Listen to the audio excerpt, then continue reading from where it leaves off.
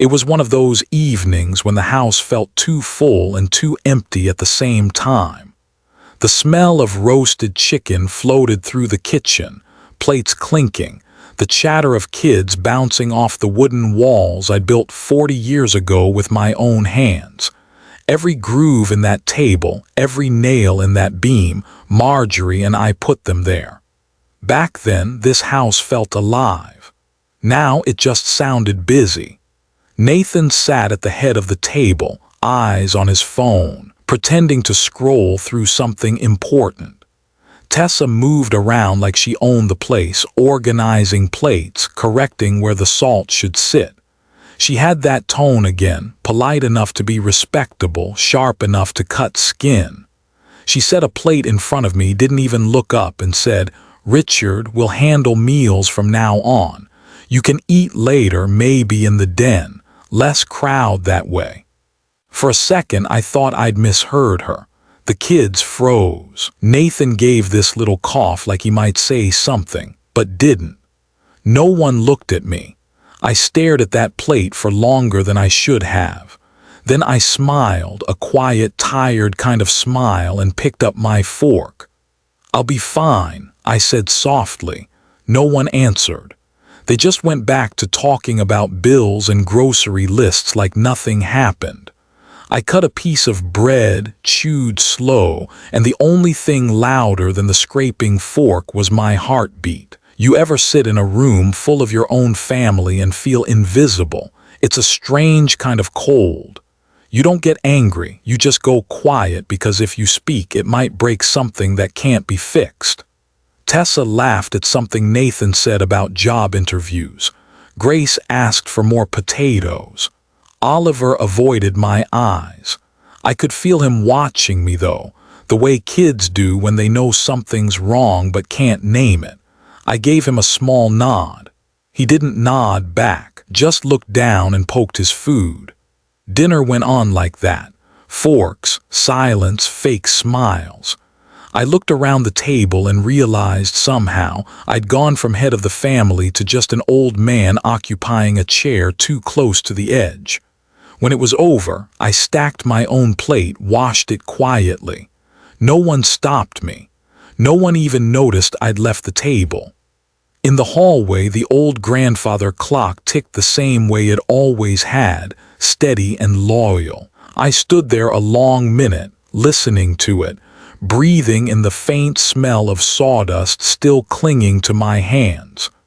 That scent, it was the last piece of Marjorie I had left. I went out back past the porch light into the workshop.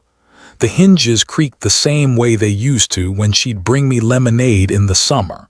The bench was covered in dust, tools still lined up in perfect rows like soldiers waiting for orders. I sat down, stared at the wooden box on the shelf. M&J 1983. Our initials, our year. I ran my fingers over the letters. They felt rough, honest. The way marriage used to be, rough and honest. Then I opened the box.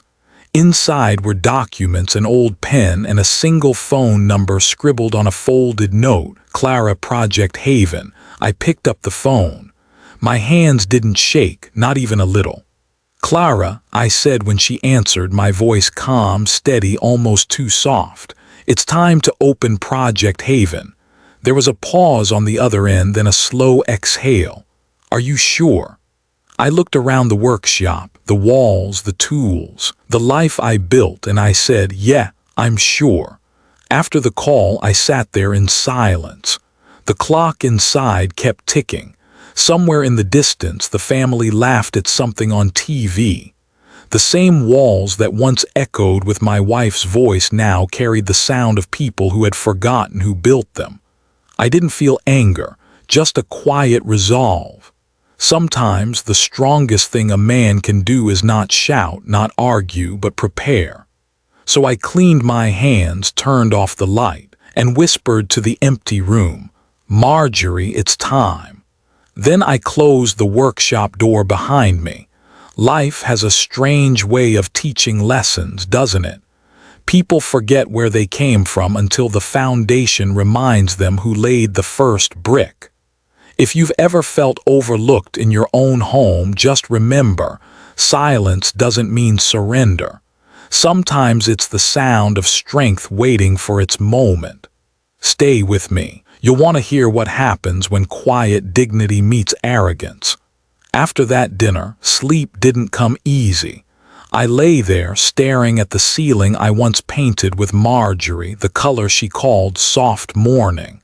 Funny how the same room can feel colder after just a few words. When she passed, this house nearly swallowed me whole. Every corner whispered her name. Every creak reminded me of what used to be laughter. People said I should sell the place, move closer to Nathan's family. It's too big for one man, they said. Maybe they were right. But when you build something with your own two hands, it becomes more than wood and nails. It's a memory that breathes. A few years back, I almost lost it all. A real estate agent, slick talker, nice tie, came by pretending to help me refinance. He had all the right words, all the right smiles, said it was just a small adjustment to keep taxes low. I didn't read the fine print. My mind wasn't sharp back then. Grief fogs everything. I signed where he pointed. 2 days later, Clara showed up at my door. She's an old friend from church, a lawyer with more fire than she lets on. She said, "Richard, what did you sign?" I remember her face when she looked at the papers, pure fury. She tore through the documents right there on my dining table. Turned out that small adjustment was a full transfer of property rights. I'd nearly signed away the only thing Marjorie and I had built together. Clara worked day and night to undo it. I didn't have much money to pay her, but she didn't care. She said, "You already paid me when you helped me rebuild my porch 15 years ago." That's Clara, straight spine, big heart. When everything settled, she gave me a stack of new papers. "This isn't just about the house, Richard," she said. "It's about control. I'm setting up something called the Haven Trust. It keeps your home legally safe no matter what happens. No sale, no inheritance fight. It belongs to the trust, but you'll have lifetime rights to live here." I didn't understand all the legal talk, but I understood the feeling behind it. Safety, control, dignity. The day I signed the Haven papers, I went out back and planted a maple tree by the porch. Marjorie always loved maples. She said they were strong but kind, they bend in the wind, never break. I guess that's what I wanted for this home, to stand even when I couldn't. Now, years later, that tree's taller than the roof. And tonight, when I stood under it after calling Clara, I swear the leaves whispered back, "Maybe I'm getting old. Maybe I just needed to believe Marjorie heard me." Inside, I boiled water for tea, chamomile, like she used to make. The kettle whistled, soft and steady, a sound that filled the quiet instead of breaking it. I poured a cup, sat down by the window and looked at the photo on the shelf, our wedding day. She had that look on her face, the one that said, "Don't you dare mess up my kitchen again." God, I missed that look. I picked up the frame, wiped the glass with my sleeve and whispered, "Marjorie, I promised you this home stays safe." For a second, I could almost hear her laugh, the soft one that always came before she rolled her eyes. That's the thing about promises. You don't make them for the easy days.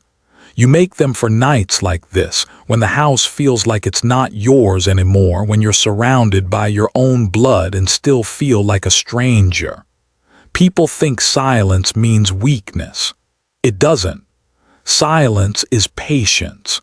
It's the sound of someone building their next move without saying a word. When I finished my tea, I placed the cup in the sink, lined up perfectly with the edge. Marjorie liked it neat. The house creaked as the wind picked up outside. I looked at the front door, the floor I'd polished just last week, the wall where I'd measured Nathan's height year after year. No one was going to take this from me again. Not a stranger, not a paper, not even family. I turned off the light, and in the dark reflection of the window, I saw her beside me, smiling, proud. Maybe it was just my imagination, but it was enough. "Don't worry, Marjorie," I said softly. "The trust is ready. This home will stand even when I can't." And for the first time in weeks, I felt peace, not loud or triumphant, just quiet and steady. The kind of peace that comes from knowing you've already done what needs to be done. Morning light crept through the kitchen blinds, thin and sharp, cutting through the silence like truth through a lie. The smell of coffee was the only thing moving in the house. Nathan sat at the table, scrolling his phone again, pretending to read emails. Tessa was rearranging the same stack of mail for the third time, her nerves showing in every flick of her wrist. The kids whispered in the living room, sensing the tension but not daring to ask. Then came the knock, slow, firm, certain. I didn't rush to answer. I'd been expecting it. When I opened the door, Clara stood there, her gray coat buttoned to the neck, holding a leather folder and a calm expression that could quiet a storm. Beside her was a man in a navy suit, witness from the county, I assumed. "Good morning, Richard," Clara said. "May we come in?" I stepped aside, motioned toward the living room. Tessa's voice came sharp. "Who's this?" "This," Clara said evenly, "is an attorney representing the Haven Trust, and I believe we have some things to clarify." Nathan stood now, his jaw tight. "Dad, what's going on?" I didn't answer, not yet. I wanted them to hear it the way truth should be heard, straight, official, impossible to twist. Clara opened the folder, pulled out a document with the embossed seal catching the morning light. Her tone shifted, firm and deliberate. "This house and property legally belong to the Haven Trust. Any occupant other than Mr. Richard Cole must pay rent or vacate within 30 days. For a moment, no one breathed. The air itself seemed to stop. Tessa's face drained of color. She blinked twice, like maybe if she didn't move, the words would disappear. "What do you mean? The trust? This house is in Nathan's name," Clara interrupted gently. "It hasn't been for years. The transfer was finalized and recorded through county records in 2018. You're free to verify that." Nathan looked at me, eyes wide. "Dad, is this true?"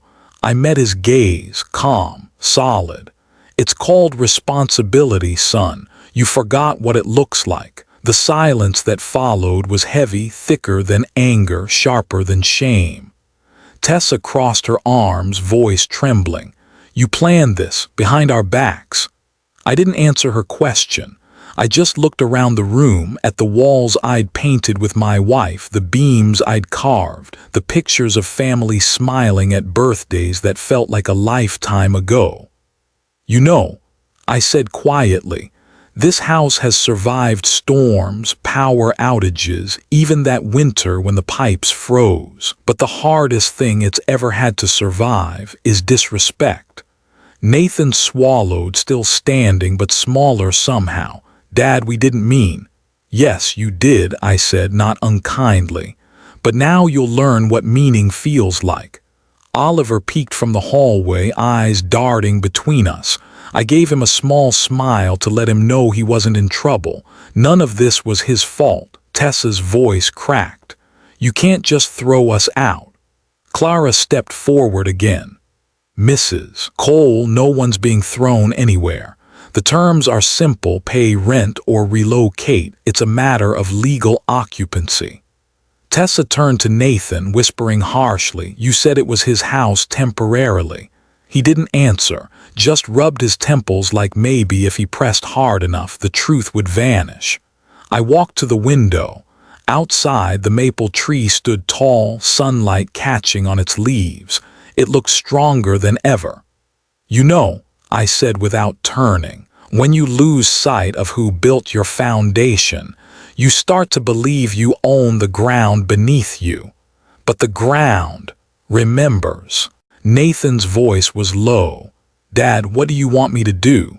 Start acting like a man who respects where he comes from. No yelling, no threats, just truth. The kind that lands soft but cuts deep. Clara closed her folder. We'll leave the paperwork with you. You have 30 days to decide, Mr. Cole. She nodded to me. I'll follow up next week. I thanked her, walked them to the door, and when it shut, the sound echoed through the house like a gavel. No one spoke. The kids had gone quiet, the kind of quiet that feels sacred. Tessa finally muttered, I guess we'll see about that. I looked at her steady, calm. You can stay here, but not above me. She blinked, confused. What does that mean? It means this roof covers all of us, but respect, I pointed to my chest, that's earned from the ground up. Then I turned, walked back toward the workshop, the place where everything still made sense. Behind me, I could hear Tessa pacing, whispering, the weight of realization settling in. For once, it wasn't me being silent. It was the house itself holding its breath. Sometimes justice doesn't need a courtroom. Sometimes it just needs a man to remember who he is and remind everyone else who built the walls they're standing in. The sound of rain on the tin roof had always been a kind of comfort to me. It meant the world was quiet enough to think. That morning, though, it felt heavier, like the sky itself was listening. I was sanding down an old cedar plank in the workshop when I heard footsteps behind me. They were hesitant, uneven. Nathan's footsteps. He used to run through that door as a boy, shouting Dad, with sawdust in his hair. Now every step sounded like guilt. Dad, he started, voice low, can we talk? I didn't look up right away, I just kept sanding. We're talking. He sighed, I thought you trusted me. I set the plank down, finally turning to face him. His shoulders slumped, like all the years between us had finally caught up. I did, I said quietly. That's why this hurts. He didn't answer at first, just stared at the floor, at the sawdust that had gathered around his shoes.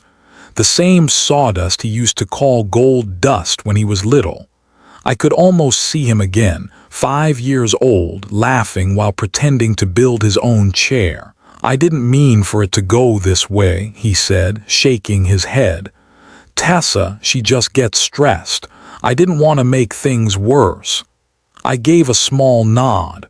So you said nothing, flinched. I thought staying quiet would keep the peace.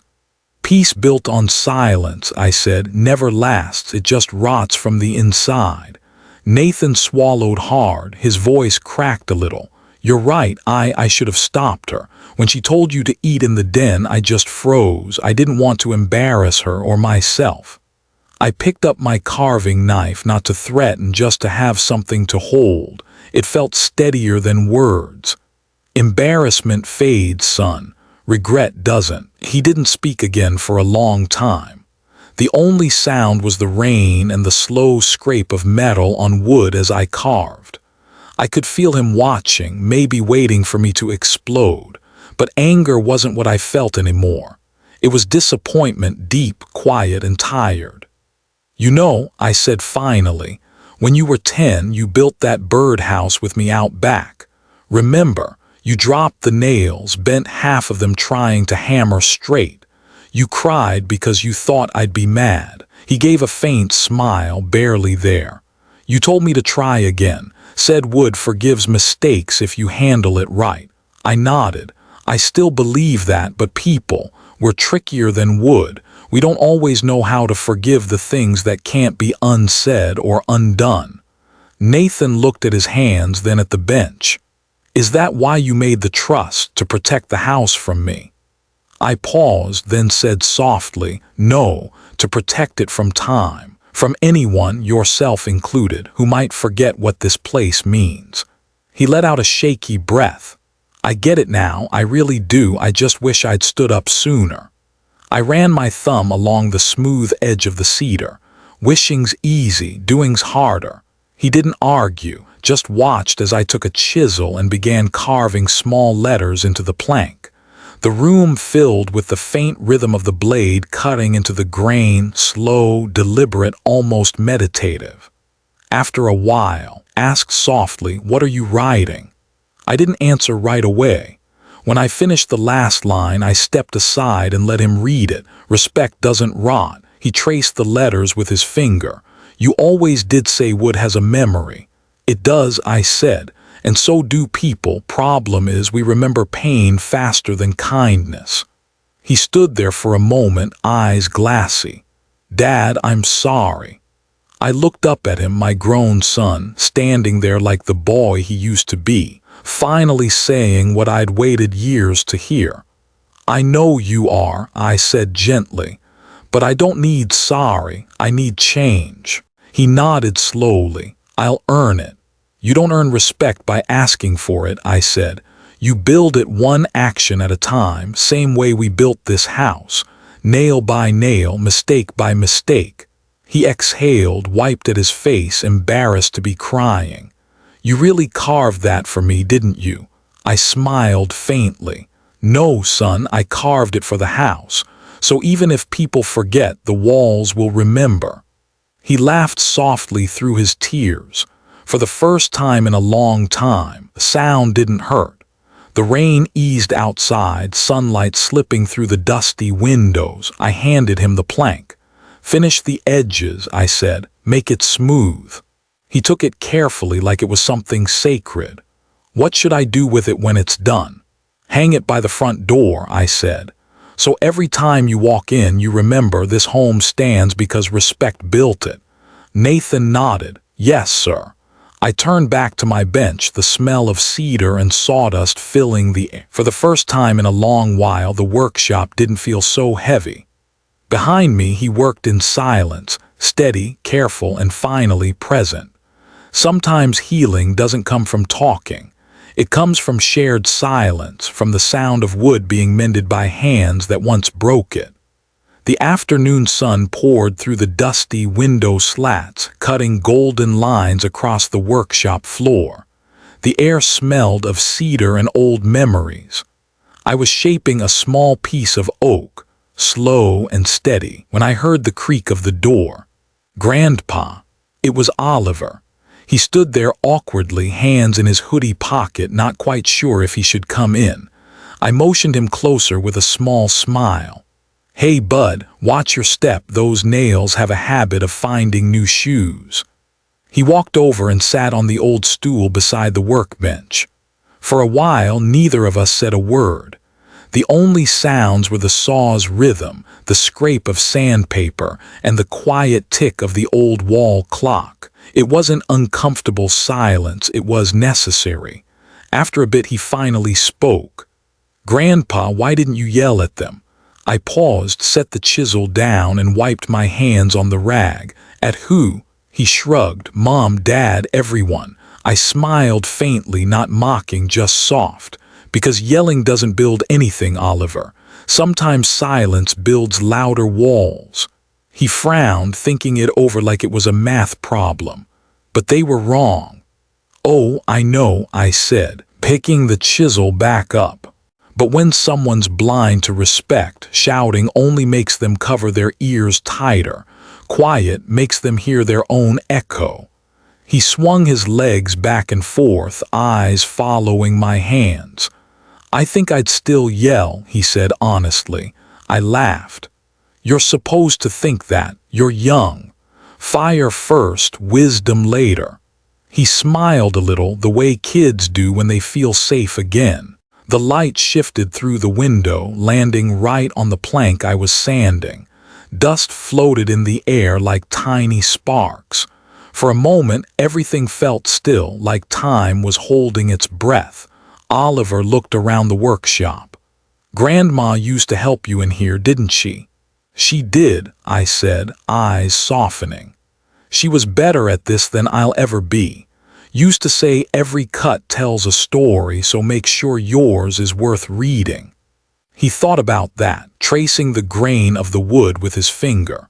"Grandpa, when I grow up, I'll make sure no one treats you like that again." That one hit me right in the chest. I didn't say anything right away. Just let the words sit there, sink in like warm light through cold glass. I reached over, ruffled his hair. "You just worry about being kind, Ollie. The world needs more men who know how to build, not break." "But I mean it," he said firmly. "I'll stand up for you, for Grandma too." I nodded. "I know you will, and maybe one day you'll understand that sometimes standing up doesn't always mean standing loud." He looked confused for a second, then smiled. "You always talk in riddles." "That's how grandpas stay interesting," I said with a wink. He laughed, a small, clear sound that filled the room. The kind of sound that could glue back the cracks in an old man's heart. Outside, the rain from earlier had stopped. The world smelled clean again. Oliver picked up a small block of wood and said, "Can I try?" "Sure," I said, handing him the carving knife. "Go slow. Let the wood tell you where it wants to go." He concentrated, tongue between his teeth, making small, crooked cuts, the kind that every craftsman starts with. I watched him quietly, feeling something loosen inside me. Maybe that was the sound of peace returning. After a while, he held up the piece proudly. "It's not perfect." I smiled. "Neither am I, that's why we fit." We both laughed. The workshop glowed in the late afternoon light, the sawdust swirling like soft gold. I picked up my mug, now half cold, and said quietly, mostly to myself, "Guess the house is in good hands after all." Oliver didn't hear it, or maybe he did and just smiled to himself. Either way, I knew. He'd carry the promise longer than I'd live to see. And that was enough. The house felt different that evening, quieter, somehow heavier. There were still 2 plates drying by the sink, a sweater draped over the back of the couch, and the faint scent of Tessa's perfume hanging in the air. But she was gone. So was Grace. The car had pulled away less than an hour ago, taillights disappearing down the long gravel road, leaving nothing but the sound of the wind and the old clock ticking on the wall. Nathan was upstairs with Oliver, packing up the last of Grace's toys. Every creak in the floorboards above echoed through the house like a reminder of what used to be laughter. I sat in the living room, staring at the framed photo on the mantel, Nathan and Tessa on their wedding day. Her smile looked real back then. His eyes still had that spark of boyish hope. I whispered to no one in particular, "Did I do the right thing?" The question hung in the air, unanswered. Maybe it didn't have an answer yet. I got up, walked over to the window. Outside, the yard looked empty, stripped of noise. Even the maple tree was still, its branches barely swaying. Funny how peace can feel a lot like loneliness. Behind me, the clock kept ticking. Tick, tock, tick, tock. The kind of rhythm that gets inside your head until you start hearing it as a heartbeat or a countdown. Nathan came down the stairs, his face pale and tired. "Grace kept asking when they'll come back," he said quietly. I didn't know what to tell her. I turned to him. "Tell her the truth, son, that sometimes people need distance to remember what closeness feels like." He nodded but didn't say anything. He looked older in that moment, like the weight of everything had finally settled on his shoulders. When he went back upstairs, I stayed by the window. My reflection stared back, an old man standing in the house he built, holding onto silence like it was the only thing that wouldn't leave him. A knock came at the door. It was Mr. Langford, my next-door neighbor. Same flannel jacket he'd worn for decades, still carrying that smell of tobacco and sawdust. "Evening, Richard," he said, stepping inside. "Heard the storm pass through here." I gave him a small, tired smile. You could say that. He looked around, taking in the half-empty room, the folded blanket, the untouched cup of coffee on the table. "They left." "Yeah, Tessa and Grace went to her mother's. He nodded slowly, like he'd already expected it. And Nathan, he's still here for now. Langford leaned against the doorframe, hands in his pockets. You look like a man who's questioning everything. Maybe I am, I said. I just wanted respect, not war. He chuckled softly. You didn't start a war, Richard. You drew a map. They just don't like where the lines are. I looked at him, unsure whether to laugh or cry. Feels like I broke my family. He shook his head. You didn't break your family, son. You just reminded them where the walls are. That one hit me square in the chest. He patted my shoulder before leaving, saying, give him time. The ones who still care always find their way back through the right door. When the door closed, the house was quiet again, but not the same kind of quiet as before. This one had a pulse, a sense of something unfinished but still alive. I sat back down, picked up the wedding photo, and looked closer.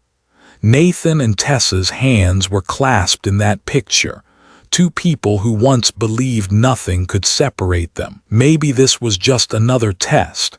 Maybe the cracks weren't endings but openings. The clock ticked again. Tick, tock. Upstairs, I heard Oliver's voice, soft but steady, reading something to his dad.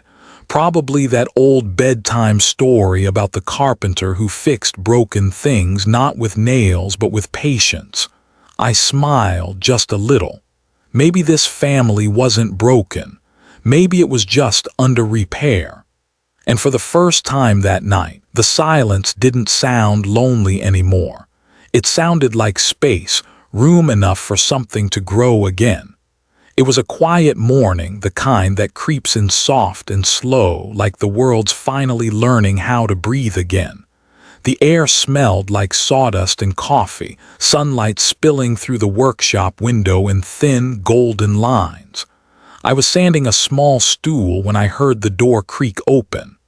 Dad, Nathan said, his voice low but steady. There's something for you. He walked in holding an envelope. It looked ordinary, white, folded neat, a little smudge at the corner, but the way he held it told me it wasn't.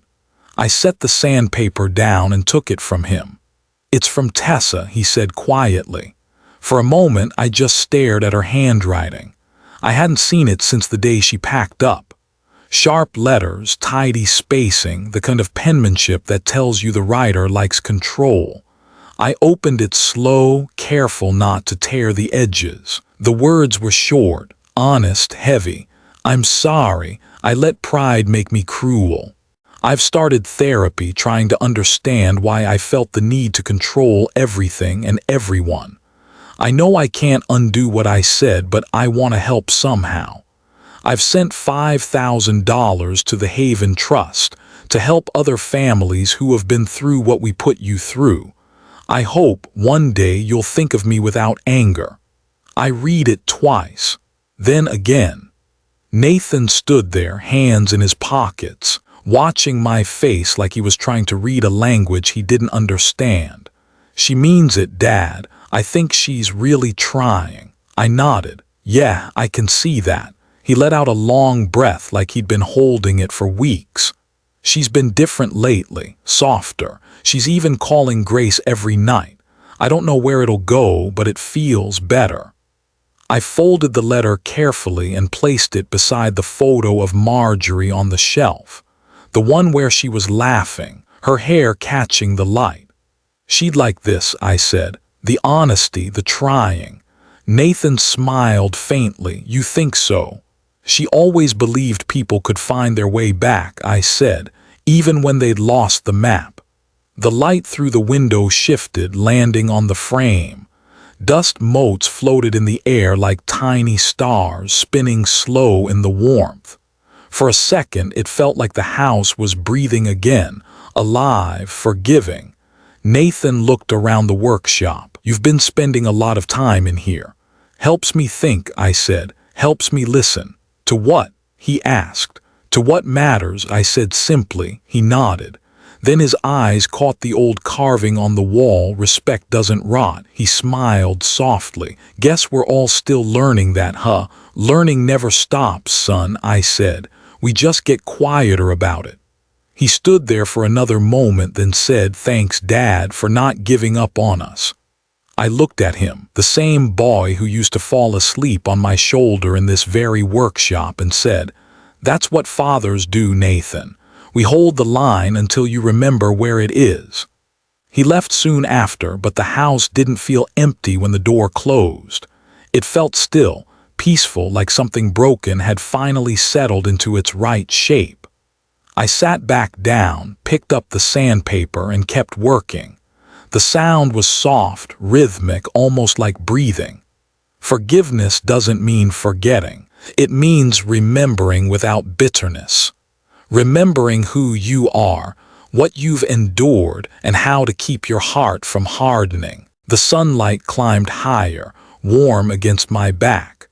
For the first time in a long time, I felt it not just on my skin, but in me. It was late afternoon when I saw the car pull into the driveway. The same one that had driven away weeks ago, leaving a cloud of dust and too many words unspoken. I was in the yard, sanding down an old porch rail when the engine stopped. For a moment, I thought she might just sit there, change her mind, and leave again. But then the door opened and Tessa stepped out. She looked smaller somehow, not weaker, just less armored. Her shoulders weren't pulled back like they used to be when she wanted to prove she belonged here. She stood for a second, holding her purse like it was a shield, then said quietly, "Can we talk?" I nodded and motioned toward the porch. "Sure, come on up."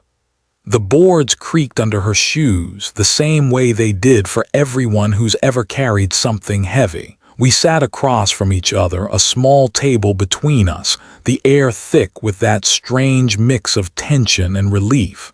She fiddled with the strap of her purse, took a deep breath, and said, "I didn't come here to fight. I've done enough of that for a lifetime." I didn't say anything, just waited. Sometimes silence invites honesty better than questions do. "I've been in therapy," she started, her voice shaking a little, "trying to figure out why I keep hurting people who never meant me harm." She glanced up at me. "Turns out it's not because I'm mean, it's because I'm scared." "Scared of what?" I asked softly. "Of losing control," she said, eyes glistening. "I grew up in a house where everything could fall apart in a day. My dad left when I was 10, and my mom, she was unpredictable. Yelling one minute, silent the next. So I learned early, if I could control the room, I'd never have to feel small again." She wiped at her cheek, embarrassed. "And then I met Nathan and you and this house, and for the first time I wasn't the one in charge. You were calm, quiet, steady. It scared me to death." I looked at her for a long moment. "I thought you were arrogant," I said, "but maybe you were just scared." She let out a shaky laugh, part cry, part release. "And I thought you were weak. Turns out you were strong the quiet way." For the first time, we both smiled. A real one. The kind that doesn't need to prove anything. The wind picked up a little, rustling the maple leaves above us. Tessa looked around the porch, her eyes soft. "This place always felt like it was judging me," she said. "Now it just feels peaceful." "It's the same place," I said. "You just stopped fighting the quiet." She nodded slowly, staring at her hands. "Nathan told me you read my letter. Thank you for not throwing it away."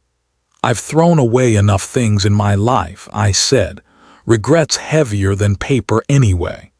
We both laughed gently at that, and for a few moments it felt like the air itself was lighter. She reached into her bag and pulled out a small wooden photo frame. Inside was a picture of Grace and Oliver smiling on the porch steps. "I thought maybe this belongs here," she said. I took it carefully, ran my thumb along the edge. "Thank you," I said. "They'll like seeing it when they come over." Tessa hesitated, then asked quietly, "Do you think we'll ever be okay again?" I looked at her, not the defensive woman from before, not the angry voice from the dinner table, but a person trying to rebuild from the inside out. "I think," I said slowly, "we already started." She smiled through the tears, the kind of smile that feels like sunrise after a long storm. Then she stood, wiped her eyes, and reached out her hand. I took it. Firm, warm, real, no grand speeches, just understanding. When she turned to leave, she paused at the bottom of the steps and said, "You know, you were right." "About what?" I asked. "That respect doesn't rot." And with that, she walked back to her car. I stayed on the porch for a while, holding that photo frame, watching the light shift through the trees. It wasn't forgiveness that filled the air, it was something quieter, something steadier, peace. And for the first time in a long time, it felt like the house exhaled with me. The storm came without warning, one of those wild, angry nights where the sky feels too close to the ground. The wind howled through the trees, rain slammed against the windows, and thunder rolled over the hills like a warning from something ancient. I was in the living room when I heard the crack, sharp, deep, final. The kind of sound that doesn't just wake you, it rattles something inside you. I grabbed my flashlight and ran to the porch. The old oak tree, the one Marjorie planted when Nathan was born, had fallen. Its trunk sprawled across the fence, roots half torn from the earth. Nathan burst out behind me, soaked and barefoot. "Dad, the fence is gone." "Yeah," I said, squinting through the rain. "So let's fix it before the wind takes the rest." Within minutes, we were all outside, Nathan, Oliver, even Tessa, holding a flashlight against her chest like a torch. No one argued, no one hesitated, just movement. The storm didn't care about apologies or pride. It demanded hands, not words. The wind whipped our clothes, rain stung our faces. Nathan hauled branches off the fence while I hammered loose boards back into place. Oliver fetched nails and tools from the shed, his small hands trembling but determined. Tessa held the light steady, her face pale but focused. For the first time in months, we were all working toward the same thing, keeping something from falling apart. "Dad, it's too heavy," Nathan shouted, pulling at a chunk of the tree. "Don't fight it," I yelled back. "Work with the grain, let the wood tell you where it wants to go." He frowned, confused, then shifted his grip. Together we pushed. The trunk rolled just enough to free the fence post beneath it. The sound of splintering wood mixed with thunder, but somehow it felt right, like breaking the past open to rebuild the present. At one point, Nathan slipped in the mud, landing hard on his side. I reached out fast, grabbing his arm before he hit the jagged stump. For a second, we both froze, his hand in mine, rain dripping from our faces. "I built this place with my hands," I said quietly over the roar of the storm. "But it's your turn to build it with respect." He met my eyes, no words, just understanding. Then he nodded. "I will, Dad." Something shifted right then, not in the sky, not in the wind, but in us. By dawn, the rain had softened to a drizzle. The storm had spent its rage, leaving the air clean, sharp, and new. The yard was a mess. Broken branches everywhere, muddy footprints across the porch, but there was a strange beauty in it, the kind that only comes after survival. We stood together, shoulder to shoulder, staring at what used to be the oak tree. The fence leaned crooked, but it still stood. Oliver pointed at the base of the trunk. "Look, Grandpa." From the splintered roots, a small green shoot had already started to rise, thin, fragile, but alive. Tessa knelt down, brushing the dirt from it with her fingertips. "It's growing again." "Yeah," I said, smiling faintly. "Life's stubborn that way. Nathan wrapped an arm around Oliver's shoulder. Guess that means the tree's not done yet. No, I said, looking at all of them. Neither are we. The wind was calm now, carrying the smell of wet earth and new beginnings. Sunlight broke through the thinning clouds, landing right on that tiny sprout. It shimmered, golden and defiant. I took a deep breath, feeling something I hadn't felt in a long time, peace, not the quiet kind that hides pain, but the kind that follows after a storm when everything broken has a chance to be rebuilt. Behind me, the house stood steady. The roof held. The walls didn't give. Neither did we. And as the first bird began to sing through the fading rain, I whispered to myself, "Marjorie, you were right. Strength doesn't come from standing tall, it comes from growing back." The sun was setting low, painting everything in that soft honey light that only happens after a storm. The porch smelled of cedar and rain, the air still cool but gentle now. Dinner was simple. Grilled chicken, warm bread, a bowl of mashed potatoes. But it felt like a feast, maybe because everyone was there this time, together. Tessa poured a little wine into the glasses, her movements slower, steadier than before. For a while, no one spoke. Just the sound of forks on plates, the clinking of glass, and the kind of quiet that didn't need fixing. Then Tessa raised her glass. Her voice trembled, not from nerves but from meaning. "To Dad," she said softly, "who taught us that dignity doesn't shout, it whispers." Nathan looked at me, eyes full of something I hadn't seen in years, peace. "And for teaching me that silence can build bridges too." I smiled, the kind of smile that doesn't need words to explain what it's made of.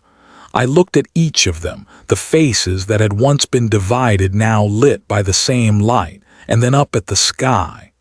The first stars were breaking through the dusk, small and stubborn like hope that refuses to quit. "Marjorie," I said quietly, almost to myself, "the house is safe and so is our son." No one said anything after that. They didn't have to. Some moments deserve to stay still, to just exist without being filled. The cicadas sang somewhere in the distance, and the breeze moved through the maple tree, carrying that soft scent of new growth. Oliver leaned his head against my shoulder, and Grace laughed at something her mother whispered. Tessa's hand found Nathan's, and he didn't let go. It wasn't perfect. It wasn't supposed to be. It was real.